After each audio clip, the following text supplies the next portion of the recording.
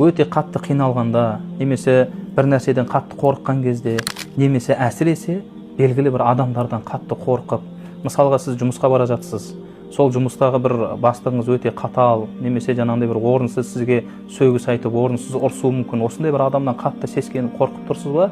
Осындай жерде біздердің ұстаздарымыздың үйреткен керемет бір дұғасы бар.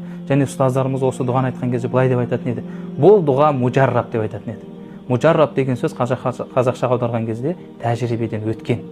Яғни бұл дұғаларды ұстаздарымыз өздері күніге пайдаланып, көп жағдайда және осы жәрдемін көрген өздері. Және сол ұстаздарымыз айтқаннан кейін біз де сол нәрсені орындап көріп, және сол нәрсенің жемісін көрген болатынбыз.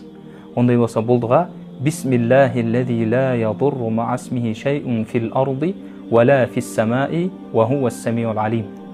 Осы дұғаны айтып, немесе көп мәрте қайталап, сол бір адамға баратын болсаңыз, немесе бір мәселеңіз шешілмей жатыр, сіз білесіз, және ол адам сізге рұқсат бермейді, келісімін бермейді, ол өте бір қатал адам, немесе бір қырсық адамдар болады.